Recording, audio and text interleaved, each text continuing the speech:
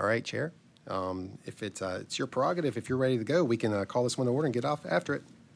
All right, we'll call to order the November 4th, 2024 meeting of the Tennessee Real Estate Appraiser Commission.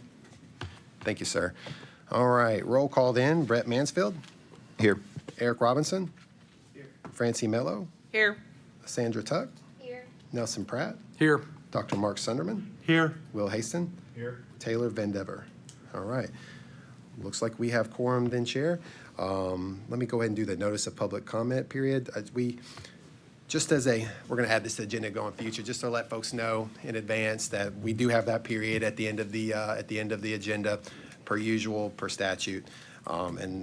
Anyone online or present will be permitted 3 to 5 minutes to discuss anything on the agenda. So anyway, we'll get there here soon enough. Doesn't look like we've got a very robust agenda, but important work nonetheless, so glad we're here. Meeting notice. Notice of the November 4th, 2024 meeting of the Real Estate Appraiser Commission has been noticed on the website since July 5th, 2023. This month's agenda was posted on October 24th, 2024. Before we adopt the agenda, may I ask for one amendment to the agenda? The adjustment I'd like to add was just that we add Arrow Fall Conference update to be added after the budget report. We, of course, as you know, we had Ms. Mello and Dr. Sunderman and also Heidi went to the fall conference. So just want to give them opportunity to touch on that. We could probably do that in new business, but it just seemed like appropriate time to do that if that's okay. With that amendment, we would just need a motion to adopt the agenda with that amendment. I make a motion. Thank you. Second. Got a motion and a second. All those in favor? Aye. Any opposed? Motion carries. Thank you. All right. All right, we are ready for the approval of the September 16th meeting minutes. Has everybody had an opportunity to review those? Any revisions? Okay, we've got a motion on the floor. Second. Motion and a second. All those in favor? Aye. Aye. Any opposed? Motion carries. Now we are ready for experience interviews. Excuse me. If I can, I'll just read into the record the names of those and then ask each of those that conducted the interviews if they have any updates to that list. And of course, we have one update as well, and I'll mention him. That first one, Mr. Haston, Joshua Misner was upgraded to licensed appraiser. Is it your recommendation that he be approved? It is. All right, thank you. And then, of course, Morgan Clary also added in your recommendation as recorded here is to approve. Is that? Yes. Okay? All right. Do you have any other else that you'd like to add? I do not. All right, thank you, sir. Ms. Mello, we have Amanda Whitaker for an upgrade. Yes, approved. All right, thank you. Do you have any else that you'd like to add to that? No. All right, thank you. Mr. Pratt, Brittany Horton, Yes, recommend to approve, and no you. others. and then Ms. Tuck. We've got Sean Mello and Sarah Montserrat. Yes. All right, thank you. All right, looks like, Chair, we'll just need a vote. Okay, thank you all for that. We just need a motion on the floor to approve the interviews. I make a motion, we approve the interview. We've got a motion on the floor. Second? Motion and a second. All those in favor? Aye. Any opposed? Motion carries. All right, moving on to the director's report. Well, we've got one more there, that education report. Oh, I'm sorry. I- Education report. yeah, I skipped that. I apologize. It's easy to do, those E's right there. I've gone over that. I think we've got a couple meetings back, I did that as well. All right, education report. I would like to, If you- what? You're fine. I didn't want to, it wasn't on initially, but you've got it on. You're rocking. Okay. I'd like to move that the Education Committee report be approved. Got a motion on the floor? Second? Motion and a second. All those in favor? Aye. Any opposed? Motion carries. Yeah, and that's Mark Sunderman. He's this hard charge, and he asked us if we had any more for him, and I was like, we just can't get. This is a smaller report than we normally have throughout the year, but not uncommon towards the end of the year. So as you know, things are sort of winding down for the year. Thank you for your work on that. All right, budget report then. All right, we've got our end of fiscal year 2024. So anytime we get that, I want to just show you a snapshot of that, go over the sort of the big ticket items before we drill down into the smaller items. You always have your trending analysis. We get that every meeting. But since your reserve end of year fiscal year reporting's in, we'll just hit that too. So plus, I think it helps sort of, you see that big bucket and you see how those budget items, they're listed there. I think that's helpful, because you don't really get that in that trending analysis, so that's nice. Without further ado, let's jump in. There's a couple of big buckets that I wanted just to, I imagine you not exactly like me, but there's certain things that are just going to, jump out at you, so I want to hit those first. Account 713. Which is primarily ASC registry fees. If you look about middle there, you see grants and subsidies. See that big bucket there, 200,000, 300,000, yeah. That's ASC registry fees. So let's see. Next big bucket, 725, a little bit further down, state professional services. As you see there, that's your other big expenditure. And that right there is primarily admin salaries like legislative liaisons, centralized services team, which provides a support function, leadership specific to the division. That's where that is. You'll see sometimes in our administrative cost backs. That's where that's where that shows up. There's other items in there as well, but the bulk of that 720, like for example, 725 also has data processing services, network support, IT support, stuff like that. So. Occasionally you'll see that pop up. Telephone billing is in 525. Printing is in there as well. But the big bulk of that is admin support salaries is what that and hits that total.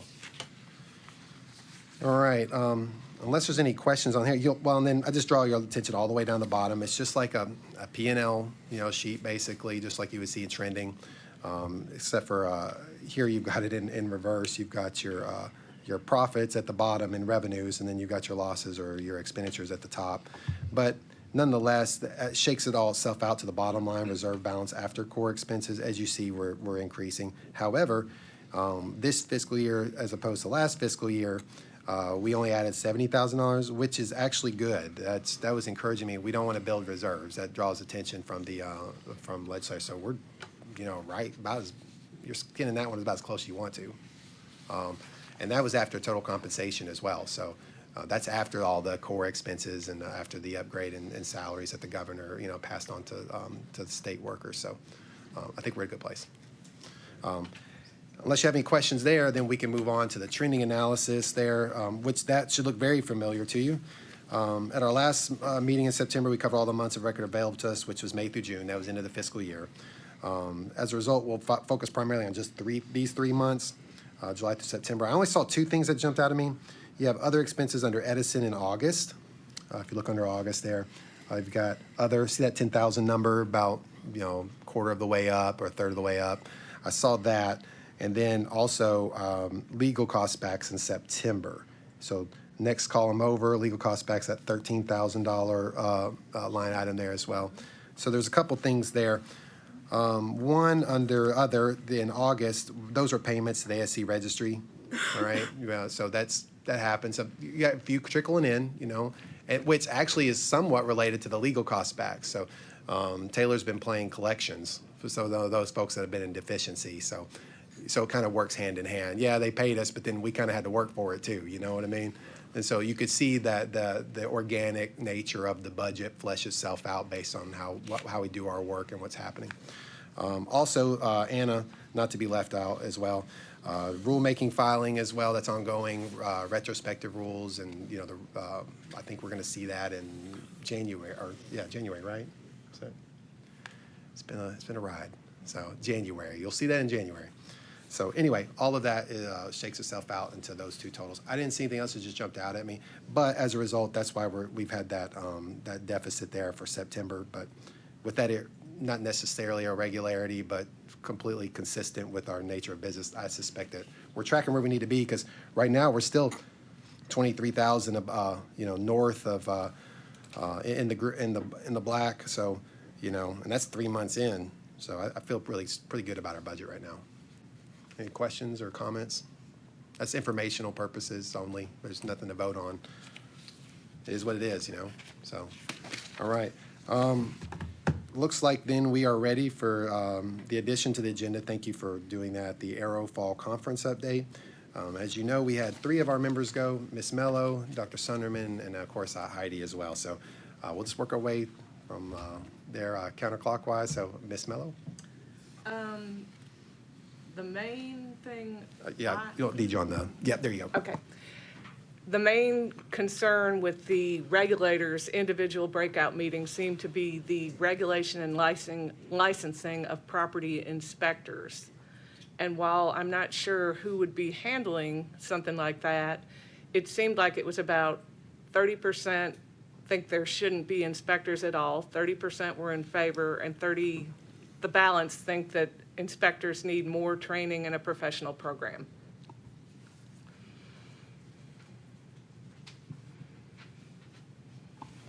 You didn't get them all fired up, did you, Ms. Mello? Did you? I Did you did. straighten it all out and come back home and, No, I did. Okay. I told them that inspectors make a lot of mistakes. all right, there you go. I believe we've discussed We that have. in the past here, and I can't remember the conclusion that we came to, maybe that it falls outside of our jurisdiction right now, but I do believe that we've touched on that before. We have a legal report, you know, I remember it popping up then, and we sort of had a discussion sidebarred on that one. But, yeah, it's, you know, unless it directly falls under appraiser, it's outside of our jurisdiction. You know, you can use aides to help you with certain things, so long as they don't cross the boundaries and they stay within their, you know, their scope. Now, they enter into that scope, then obviously, and it was determined, at least in that legal report, if my memory serves us correctly, that that person didn't cross the bounds. And so, yeah, there's ongoing debate in the industry, which is when we go to those conferences, you have some industry members there as well, and other jurisdictions too that sort of take they have a different philosophical approach than maybe we would, and they're entitled to that. But you can imagine it ranges from one end of the spectrum to the other, and so, you know, we feel pretty confident that we're on firm footing right now. What they do, I mean, I'm glad we have our folks there to track that, because things could change tomorrow, you know, and then we have to deal with it. I might just add that the other attached item with people were concerned about was these inspectors representing themselves as appraisers, and they said that 90% of the people thought that was the appraiser when they came to their property. And when they do that, that is crossing the bounds, and then if we get one of those, that'll be on the legal report, and we'll deal with that one, you know, accordingly. But, yeah, thanks, good report, thanks. Dr. Sunderman? I'll be candid, I was overwhelmed. There's a whole lot of stuff I had never even thought about, because this is a different aspect of appraisal than I actually teach.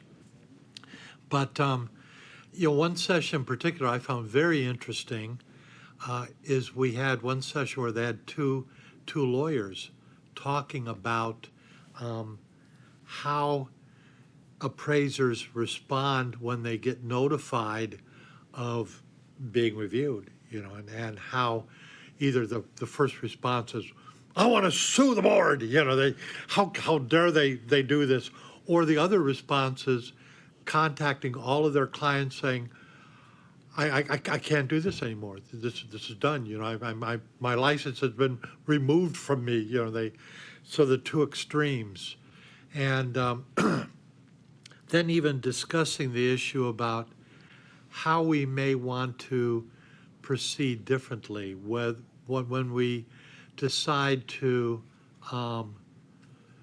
you know, maybe have a letter warning, but then we say, but we'd like you to take these 2 additional courses, and what that does to them in the long run, and is that appropriate? And so I think it's some things we may want to think about how we proceed, and what impact that actually does have on the appraiser when we do this.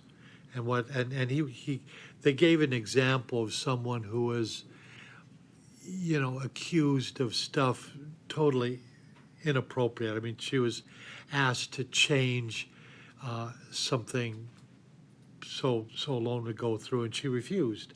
And then they filed a grievance against her. And how many months it went through, and even though she had all the documentation, everything else, and she was found innocent, she said, I'm done. I'm not going to renew. I'm leaving the profession. And she ended up selling flowers. But I mean, the fact that we lose quality people because of the process at times. So you can But- still follow your dreams, Brett, you know what I mean? So it's not too late. But there was a lot of interesting stuff. Somebody mentioned it, Glenn. And you may be able to help me on this. It seemed like my sense was that there was other boards that were doing a lot more than we are doing. And I'm not sure exactly. Can you help me with that? Just that, Dr. Sunderman was hoping that there was some way we could be more proactive to avoid it consummating in a huge complaint that just devastates the individual. And West Virginia, for instance, has a mentoring program instead of a discipline program. I don't know if you all met with them at one of the conferences, but they have certified generals who get sidetracked, and then instead of finding them or sending them back to continuing education, they have to work under somebody for a period of 4 to 6 months just to make sure somebody is watching them. They're of the opinion that education alone won't steer you back onto the track. So that's what I took away from that. But I also had the sense that I also got, not just from the legal aspect, but I got the sense, I think I was talking to, and I have a hard time pinpointing, but it seemed like some boards were doing a whole lot more in different areas and than we are, you know, and I get the feeling maybe they're overstepping. But I didn't know exactly what our charge is, if we're fulfilling all aspects of our charge or not. No, I appreciate those comments. That's helpful. We talked about the education, or excuse me, the discipline action process, I guess two maybe meetings ago. And I feel pretty confident looking at what they do and what we do. Now, I remember at first, and that's one of the reasons why I'm so grateful that we go to these meetings, because you don't want to live in a jar in sort of isolation. You know, you don't want to live in sort of your own silo. And so it's been helpful to I would say that there's a lot of creative sort of approaches. Some have more of a, and by proactive, I think they have more of a sort of almost custodian sort of, like you said, a mentorship. And that's just not, you know, that's not probably something that we would necessarily explore, because ours is more remedial. You know, it's not sort of an ongoing relationship. We don't have a lot of like probationary sort of, we every once in a while we'll bring it up, but we're not typically trying, unless it's egregious, we're not trying to monitor that for extended periods of time. You know, they take their CE, they pay their fine, and then, you know, if the situation calls for it. But as a matter of practice, for some, the case probably that they brought up, that would make perfect sense. You know, however, for others that would be more burdensome. So it's just trying to balance the tension. There's some other folks that maybe necessarily a letter suffices, you know, that fine, maybe some remedial education, and then once they've taken care of that, they're usually good to go.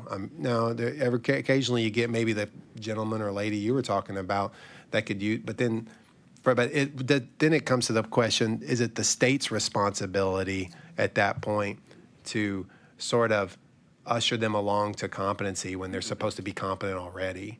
You know, so it's a tension, you know, and it's a good discussion. We learn a lot from those other jurisdictions, but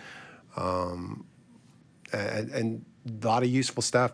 But one thing that I was really, and I don't recall the exact discussion, the entire discussion from that. We have the minutes on that. If we never need to look back at that. I wish I had it in front of me.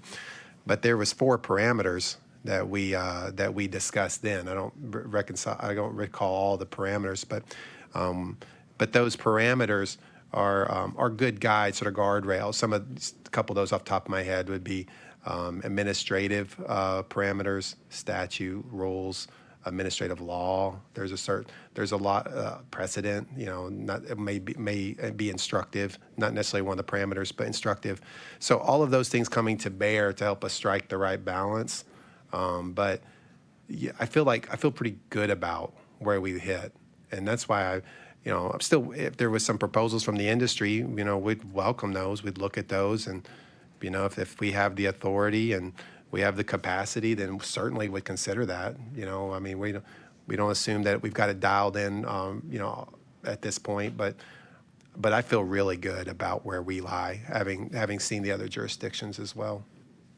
One other topic that I found interesting is I forgot what session it was in, but there was a fairly lengthy discussion about AI and how that is going to impact and how it can be used and should not be used, or how that fits in the appraisal process. And obviously, there's no conclusion reached on it yet, but there's a question about, in terms of using it, it's one thing if you don't want to use it as like just copying it and dropping it into your appraisal report. But, and are you using it to provide some research and then using that research to augment your report? But how you use it and then how we should respond to that. And, so obviously that's an area that they said we need to start thinking about, because obviously it's not going to go away. But, No, that's good stuff. One of the things that we came to conclusion, and we'll steal from the architects and engineers and even our land surveyors, but since everyone's having to deal with it, every industry's dealing with it, and that's kind of a nice thing, because you realize I'm not doing this by ourselves. It's not unique to appraisers. Like, everybody's dealing with that right now. And one of the things, our conclusions we came to, first of all, you have to sort of establish your philosophical position first, and then you look at whether or not you have the tools already to support that and undergird that and strengthen that. And one of the things we looked at is we don't regulate the tools. Somebody may do that, but that'll apply to those respective jurisdictions. Historically, in professional licensure, at least within the state of Tennessee, let California regulate everything. But in Tennessee, so far, we regulate the person, the individual. What tools they use, not to say it's irrelevant, but doesn't necessarily enter into the scope, to those tools, because could be the internet. There was a time where prior to that, and I'll take, for example, architects and engineers. They used to do everything by pencil, and then they went, I forget what's called, what the model of prior to CAD, but then now they have the, computer aided drawing. And if we're constantly trying to regulate the technology, then we're always behind, because it's moving too fast, Whereas if we know kind of where our lane is and we maintain that they're responsible when they stamp those drawings, and that they have to do their due diligence to check to make sure that AI is, in this case, hallucinating because it had bad information, and then they just trusted it blindly. You treat AI kind of like an intern. Now, if let's say you had a trainee, like you wouldn't just sign off on your trainee's work, would you, without looking at it? Well, we don't do that with AI either. And so when you understand that when you put it back in its rightful place, then it sort of takes the pressure and the concern off. And then immediately from that, I'll start looking at our statute. Well, do we have enough in our disciplinary action, in our process, and do we have enough in our rules and our statute to address that? Well, we do use PAP, and so if they violate use PAP, they can't blame it on AI. They violated use PAP. It was their job to check that their work was correct.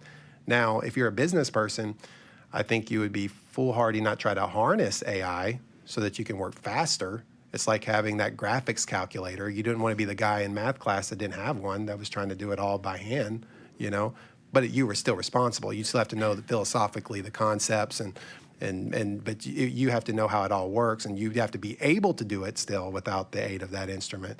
But should you use the instrument, you're still responsible. And so now it's kind of like, there'll be other departments that'll have to deal with that. It's kind of like when it comes to safety standards in a car. So there'll be somebody that will have to regulate that, but it won't be the industry professions themselves of licensure. I was on that topic, was in a conference last week, and they were talking about how sometimes now clients are including this in their engagement letter as part of the scope of work, that if you are incorporating AI, that you have to disclose and source it. And so if that was being utilized and not properly sourced, then that would be a violation of the scope of work. And so that's where an area that we may see some issues on our side with using AI. So it'll be interesting to watch and see how that really comes to fruition. Where it really helps us and where we need to know about AI is we need to know its weaknesses. And so that way there's not an over-reliance on AI. Or also so we know where to begin our investigation should we get a complaint as a result of it. We can ask them like, well, what was the data model? What was your source? So you were using open internet source as your language model, and it was just picking from wherever. Well, then there's your problem, or was that proprietary? Was it were you directing it? Because everything has bias to include AI. That's the other thing too, because the algorithms that are written by a human being. The data it feeds on, has to be selectively has to be sort of filtered as well. And so, if you're not doing that, well, let's just start there. Then we know you got a problem. Then the next thing I ask is, well, what did you do to ensure that it didn't render the results that you ended up getting? What was your process? Did you just turn it loose like you wouldn't do that with a trainee, but you did with AI? Well, we can stop the investigation right there. You didn't maintain your fiduciary responsibility to your client, and so, but it's just understanding it so that we know what to do when we get the complaint. But right now, I feel really confident that we already have the tools in place to embrace this new technology and this development that's on our horizon. One final thing, they had a session on internet security. Now, for me, it was a lot of review because I'm required to take these classes through the University of Memphis. But, and I imagine here at the state you have them as well. But I wonder about many of the appraisers, how familiar they are with this, and how many of the people, even in the session at Arrow, how familiar they were.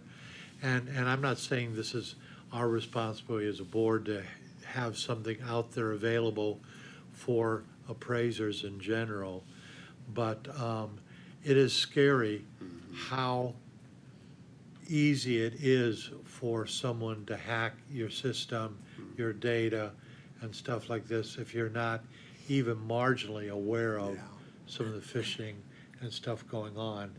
And I don't know whether any of that should be something we should be trying to do or something the state should help with in terms of appraisers in general or not.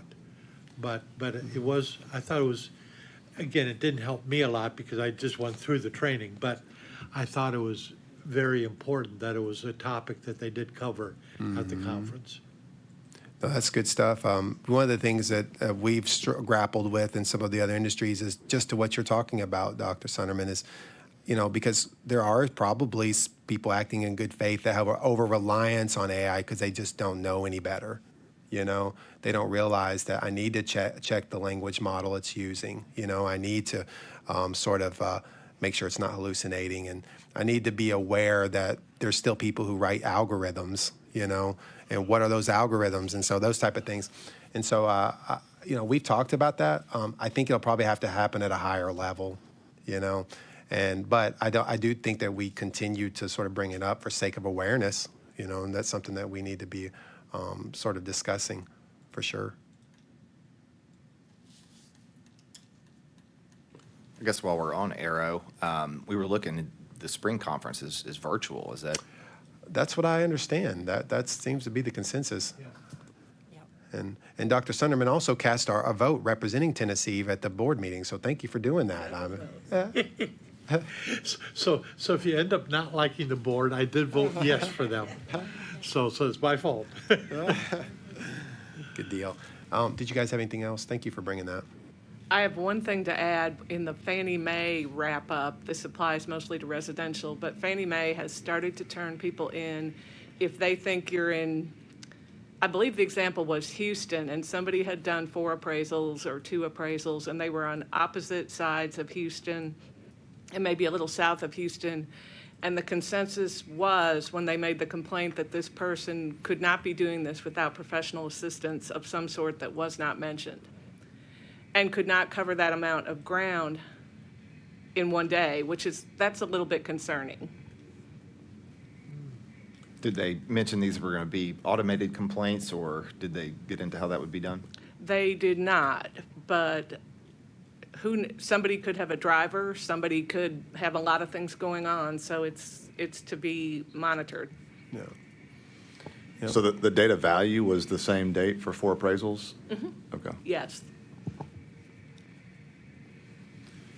Yeah, wholesale, we won't take their referrals, but we're not blind either. If we see something that comes across our desk like that, every once in a while there's a needle in the haystack, then we'll push a little bit harder on that, because obviously that would defy logic if you've got too much. Now, proximity, maybe they did get on a plane, maybe they did blitz it, all that could happen. But in that case, you could ask the question. You could reach out to your licensee and say, hey, just so you know, help me out a little bit. Did you put on a cape and a suit and do this, or what did you do?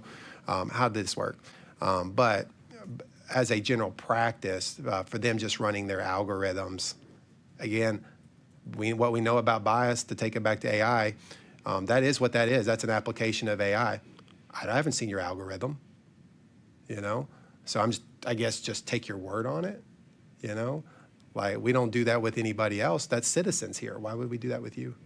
So, yeah, we're not in that business. But one thing I would say too, though, just to go full circle, is there are concerns with AI like we had with the internet. We didn't know anything about phishing.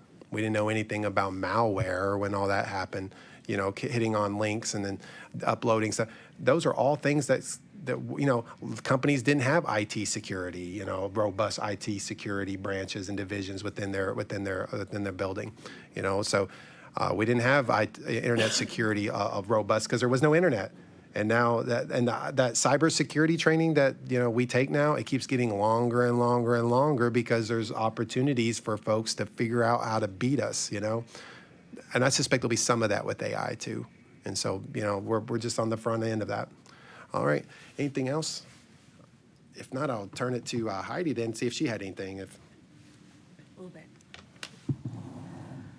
So the biggest concern that I noted there was the first morning of, we didn't have to be in session until 1 p.m. And I was walking out on the street and I passed Dr. Sunderman. So the biggest concern was that in about 35-degree weather, he does not walk around with a coat on and a short sleeve.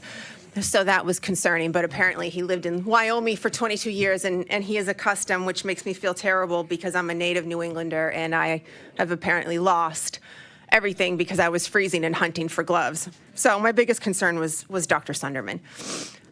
With what he did bring up regarding when appraisers get complaints of that nature, one thing I did want to point out, which is good for Tennessee, and that other states are having issues with, is the notification to the respondent that there is a complaint or an investigation on them. There are states that are taking months to notify the respondent there is a complaint. And what has happened in some cases is he or she will renew in another state that they're licensed, because it's common that appraisers are licensed in several states. And of course, one of the questions is, are you under any disciplinary or received anything in another state during your renewal period? And they don't know, they answer no. Well, a few months later, it comes down the road, they have to report it to the state, and the state looks at it and says, no, you were. This was reported on this date. The problem is the respondent is not finding out until months later. Now, that doesn't happen here in Tennessee. They are quickly notified in a very quick time, and they're given, their certain amount of time to respond. So I did want to point that out, that Tennessee is doing very well in terms of the respondent being notified and given that time to respond. But in other states, it is not going so well. My biggest updates are going to come from what came from the AQB, and I'll touch on them very quick. So as you know, they're doing a reconsideration of some of the criteria, and it's basically in 3 major sections, which they have to consider them all together. You can't consider them separately. And that is, does QE need to be adjusted to set off changing colleges? So they're looking at possibly using real estate appraiser certificate courses that you can get from college and replacing QE. And what that does is it prevents the applicant from having to take the same course twice. Nothing's approved, but that's just one of the alternatives they're looking at. Additionally, they're looking at alternative experience, i.e. if they were a realtor, does that account for maybe a certain amount of experience if they go into the appraiser profession? And along with that is an exam change. One, they called it a super exam, one very hard exam that they take in lieu of maybe several exams. So that's just something that they're looking at and they're considering, but that is what was coming up for that portion there. The second part I wanted to touch on was Perea. Since that's fairly new, they are looking at other avenues or pathways. But the one thing I wanted to note was how it's progressing so far. And to this point, they pointed out that there's only been 10 graduates and we have 200 on the waiting list. And what they've identified in Perea is the students are not taking it very seriously is what it appears. They're not coming in prepared and they're being kicked back to retake QE. Problem is it doesn't take them out of the program. So what are they doing? They're holding a seat. And many are treating it as a part-time job. Well, again, that's why we have 200 people now on a wait list. So what they are considering is an entrance exam to ensure that they have that QE knowledge and that the knowledge is there to go into the program. And then a time limit. So even though Perea is based on proficiency, you still need to be timely in it. So there are 13 blocks of instruction. So they're looking at 2 weeks for each, meaning it's looking at a 26-week program. It's also individual based, so they're looking at cohorts, bringing in a group at a time instead of just you kind of going on it like you're on some sort of online college by yourself, self-pacing. So that's the changes that they're looking at there. It is providing better results in terms of the proficiency and the ability of the appraiser that's coming out, but the length of the time and some of the candidates coming in the beginning, that's where it needs to be tightened up. So those are the major things I got from AQB that I wanted to share with you all.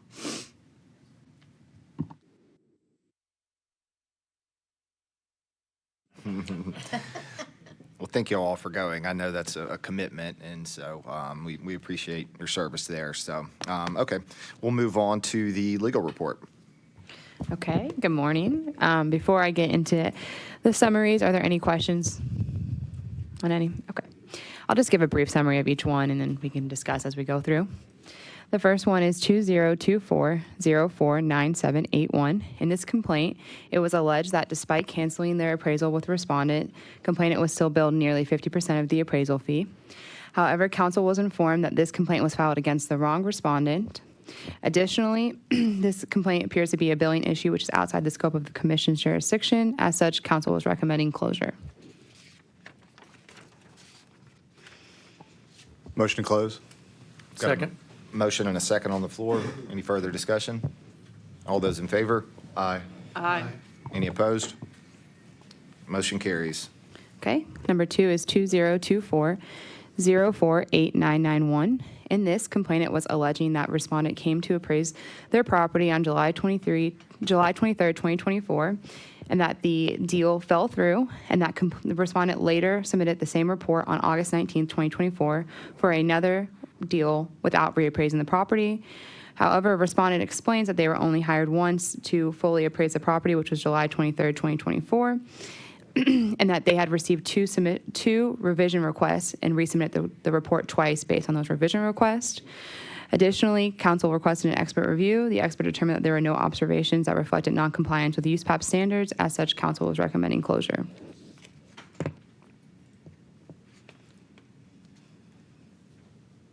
I'll make a motion to close. Got a motion on the floor? Second. Motion and a second. Any further discussion? All those in favor? Aye. Any opposed? Motion carries. Number 3 is 2024-030701. In this complainant, a mortgage company filed the complaint against respondent, an appraisal management company, advising that they are no longer doing business with respondent after a noncompliance issue. However, there was no evidence provided to establish respondent violated the commission's rules and regulations. As such, council is recommending closure. I had a question on this one. I noticed down near the bottom, it says the evaluation.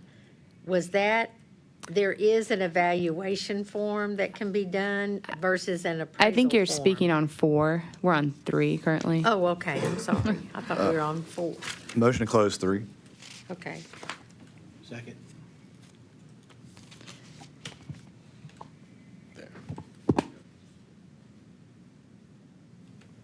Got a motion and a second on the floor. Any further discussion? All those in favor? Aye. Any opposed? Okay, motion carries. Okay, number 4 is 2024-043001. In this complainant, alleged respondent failed to note both a big hole in the roof of the subject property and that the home had black mold and water damage in the ceilings. Respondent states that the subject property and all comparable properties used in the appraisal were determined to be in average overall condition, and that this was made and that the assessment was made on a visual observation of readily accessible areas during the visit. Respondent explains that within the report, 2 disclaimers were included. 1 was the assumptions regarding property condition, and 2 was that an appraisal is not a home inspection. Respondent notes that they just use the term, just to speak on your question when we get to that paragraph, they use the term evaluation. I'm not sure if that means that they use a different form or not, but they use the term that evaluation was based solely on the visual inspection and did not include an in-depth analysis of hidden or unapparent issues. An expert review was conducted. The expert found that the only violation in the report was under the highest and best use section. They explained that while the respondent reported an opinion for this section, they nevertheless failed to provide the necessary summary of the support as required by USPAP. That's why council is recommending closing this report. There's a letter of instruction regarding that USPAP violation. I agree with Mrs. Tuck that if it truly was an evaluation, we need to know that. Because under an evaluation, you're not, you don't have to, you're not an appraiser at that point. You can How take it I as a took that they how. were using that term in there was I think they were just using it as an appraisal, as just another word instead of writing the same word over and over again. That's how I understood it in their response. And an expert review was conducted, and that was the only violation that they found within the report. I find it kind of odd that they had an assumption in here that on property condition. I mean, I understand they're saying that they can only visually inspect, but you could visually see a hole in a roof. You'd think unless it was hidden. Yeah. And you could see, if you're inside the house, you could see black mold. So it sounds like they're just summarily saying that everything's in good condition. Unfortunately, without seeing the evidence of the hole or the black mold within the home, I'm unable to determine if that is something that he should have been able to view normally. But the expert, based on their investigation, did not find that they had any other violations within the report. Kind of going back to what Dr. Sunderman presented earlier, could we could recommend a certain education requirement within the letter of instruction, correct? We would have to do you can recommend, yeah, you can Yes, recommend, not yes. require it. Yes. I believe that of those courses that, does it the AQB puts out or the ASC, where it's like I think there's a property inspection one. You know, if there are some issues there, maybe we could provide that resource here. within Yeah, the so letter just of include within instruction. the letter of instruction, recommendation that they take the property inspection course. And then I'll get the proper name of it off the website before I send the letter. I'll make a motion for a letter of instruction and for the inspection course, whatever the proper course name is. To include that course within the letter of instruction. Correct. All right, we've got a motion on the floor. Second. Motion and a second. Any further discussion? All those in favor? Aye. Aye. Any opposed? Motion carries. Okay, number 5 is 2024-040551. In this, complainant alleged that they experienced harm due to respondents' inappropriate use of the term assume in the report. An expert review was conducted. The expert determined that the complaint was without merit and that respondent's appraisal report was compliant with USPAP. They found the only violation, again, to be under the highest and best use section and explained why respondent reported an opinion. They nevertheless failed to provide the necessary summary as required by USPAP. So again, council is recommending closing this complaint with a letter of instruction. I'll make a motion that we do so. Okay, we've got a motion on the floor. I'll second.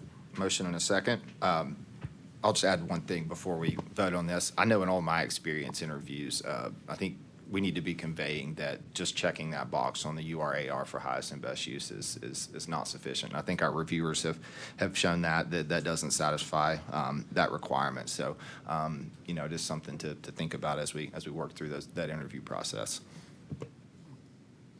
All right, all those in favor? Aye. Aye. Any opposed? Motion carries.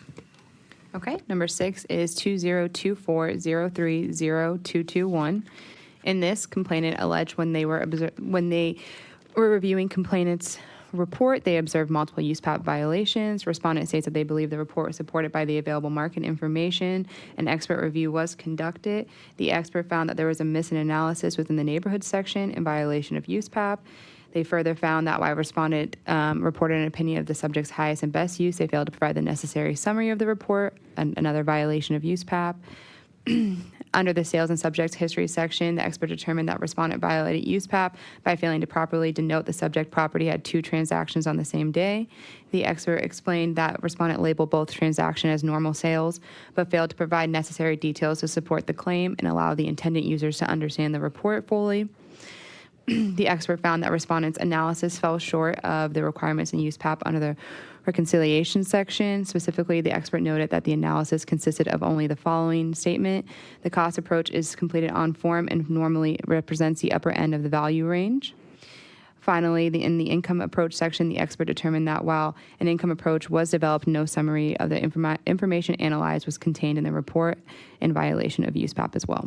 And then this one I had just put discussed, just based on respondent having previous history in those violations. I was just seeking guidance for what the commission thought would be an appropriate disciplinary action. And we do not have a lot of information on the 2011 one, just because those are prior to when we started digitalizing the information. But the 2022 consent order had a requirement of a 15-hour report writing course. Quick question on the 2011. Are these just, it seems like the 2011 issue was the overvaluing, but it looks like there's several agreed orders. Were there separate agreed orders? So yes, What's that? we looked that up, and based on that, it was numerous complaints with numerous agreed orders.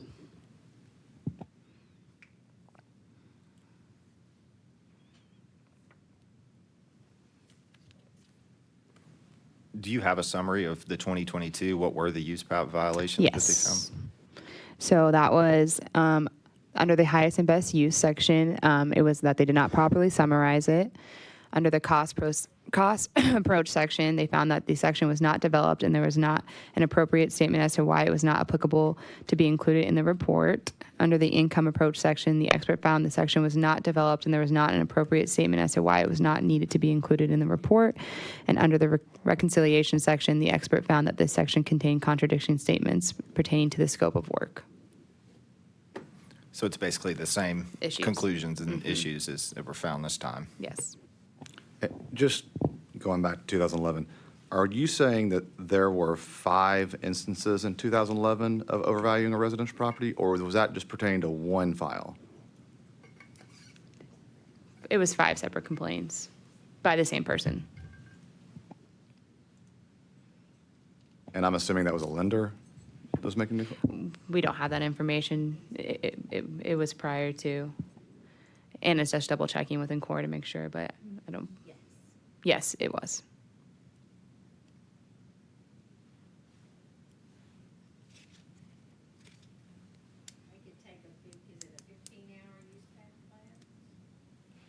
There, Like they don't understand use path or apply it. They just aren't doing it.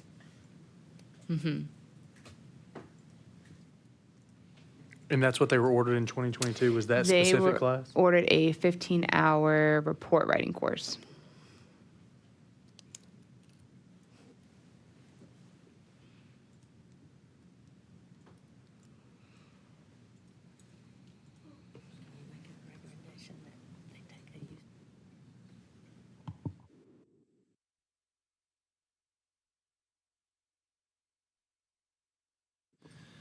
Yeah, I mean, it's my opinion that a lot of these same issues, we didn't maybe get their attention last time. A lot of the same issues are reoccurring here, and, you know, a lot of this does fall under use PAP. So, you know, I would think maybe like a 15-hour use PAP class, and then maybe even some sort of civil penalty, just so they can understand that, you know, these are reoccurring issues that do need to be corrected. So, I'll just put that out, and if anybody has any discussion before, make a motion there. I feel like there should be some sort of, in addition to use PAP, some sort of remedial education. I'm not sure. I mean, you know, there's him just making statements on the cost approach and income approach. I'm not sure. I think that once you state that there was an income approach developed, but you don't show your work, I mean, I would imagine an income approach class for him to understand or her understand that there's a lot of work that goes into developing an income approach. I mean, I feel like there's more than just a remedial or more than just a use PAP issue going on here, but that's just my 2 cents. There's a lot of courses available to you. There's, I mean, Will was just telling me McKissick themselves did a refresh on most of their courses, AQB courses in the last like couple years. So, you know, there's quite a selection out there. It doesn't have to be that vendor, of course, but nonetheless, there's quite a bit available. And that's kind of what I was thinking about too. A lot of these courses that we recommend or have them take, or you know, these QE courses that sometimes they do fit, sometimes they don't. It'd be nice for us to have maybe a list of the courses in front of us. Or like, hey, this one fits this situation a little bit better than just a blanket report writing course. Where same thing with UsePAP. I mean, it's a great course that you've got to take, but is it going to address these issues that are reoccurring at this point?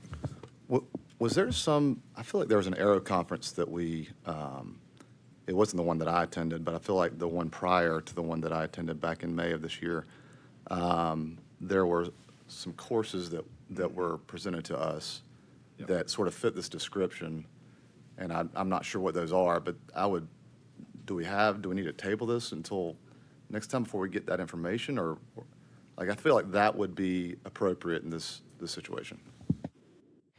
We could take a small recess, and Will and I can look up the courses and then tell you what that list is. Okay, I think that would be helpful.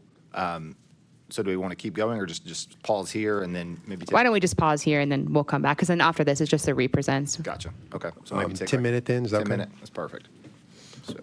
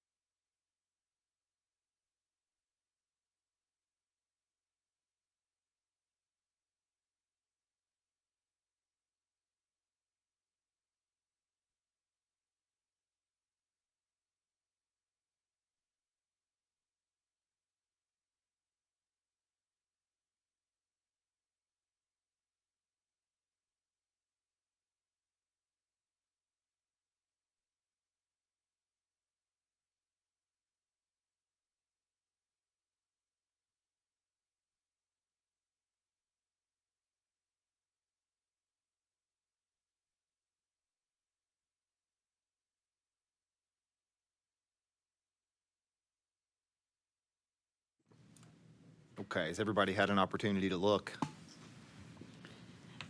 And do you want me just to read out loud each of the courses, just so? I think so. I think that'd be Okay. helpful. Yeah. So this is a list of the corrective education courses, which are geared towards giving a deep dive into specialized topics. They are each 4 hours and have an exam, and you could assign one, all, or any combination of them. And I'll just go through the names of each of them. And they do not get CE requirements for this. The first one is Appraiser, Self-Protection, Documentation, and Record Keeping. The next one is Report Certifications, What Am I Signing and Why? Then there is Residential Report Writing versus Form Filling. Scope of Work Appraisals and Inspections. Assignment Conditions, Elements, and Results. Missing Explanations. Sales Comparison Approach. And Ethics, Competency, and Negligence.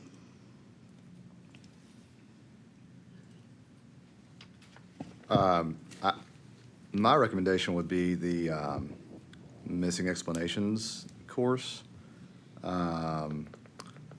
as well as, I guess, I would like for the reconciliation or self-comparison reconciliation to concentrate more on the reconciliation process, but I guess that one as well is what I would recommend.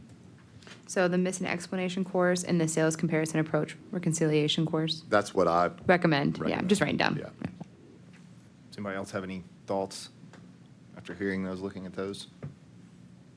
I mean, when I read through, the missing explanations was the one that kind of, to me, seemed to be the most applicable. And, looking at the cost of those two, I think we should consider that as well, as far as assigning multiple and/or, someone had brought up potential civil penalty before. We need to take that in consideration if we're going to assign more than one of these based upon the applicable cost to that person. So I think we should open that up too, if we're talking about just doing one or multiple, and kind of what that looks like as far as, cost for them as well. I think for a reoccurring issue, we've typically seen a 12 to 15-hour class. So, I think multiple kind of falls within the normal. If we were going to recommend a report writing, for example, that's a 15-hour class. So, these are 4. So I think multiple is more than, would be sufficient in this case.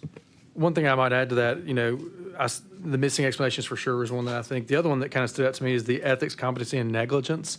Just kind of the negligence, just filling out the form and going on. I don't know if that's as relevant, more relevant, or not as much as the sales comparison. It seems like they're just moving through those. So I don't know if anyone has thoughts on that. Yeah, I agree with that. I would, if we're just gonna go with 2, missing explanations and the negligence I think that's great. If we want to go with more, though, then I'm open to that as well. I think that's a good idea. The thing that bothers me is the fact that this is a repeat situation over and over and over again. And I sure would hate to see him or her next year, the following year, with this exact same type problem. Because obviously this is something that needs to be corrected.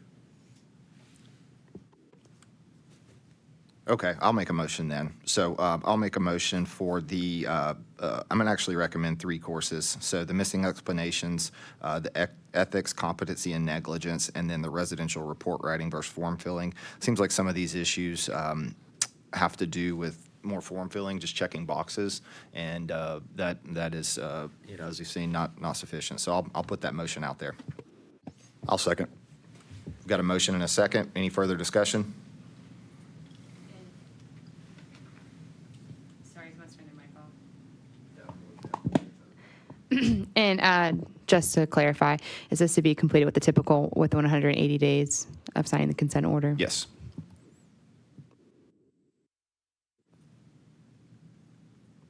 Any other questions, further discussion? All those in favor?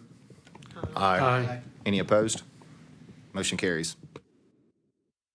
Okay, and then finally are just the 2 represents, which I'll just do together because they're regarding the same issue. 7 is 2024-036731, and 8 is 2024-036811. Both of these are issues regarding the AMC National Registry Panel Report.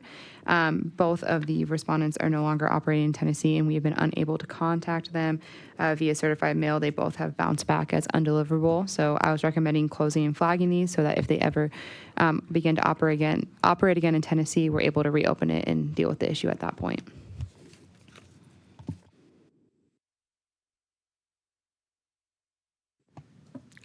I'll make a motion to accept legal's recommendation as far as closing and flagging. Got a motion on the floor? A second. Motion and a second. Any further discussion? All those in favor? Aye. Any opposed? Motion carries. And that is it for the legal report. Wraps up our legal report.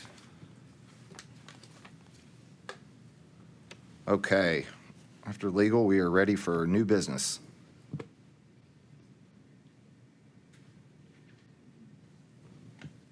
And just as just a warning, I try to keep, give you different looks, you know what I mean? It's like the defense giving the offense different looks here. I put public comment after that, so we won't be able to just immediately adjourn. So we'll still have to pause for public comment after new business, but I'll pause and let you decide if you have any new business. I don't think there's any new business, but I do think that, as we discussed, looking at that volunteer or the disciplinary matrix for us, and then maybe looking at some of the classes. I know I'm going to start doing that prior to the meeting, because I do think that those are going to be a little bit more beneficial in this situation or these situations. So I think that was good information to have. And so thank you all for that. Any other new business? Okay, hearing none, we'll move on to the public comment. That's right. Right, so as per statute, we just have a period at the end of the agenda for public comment. So while Alex is looking online, if you are online, please sign in and let us know in indicating that you would like to make comments. If you are in the room, please sign at the sign-in sheet up here, and I'll just pause sufficiently to allow both to come forward.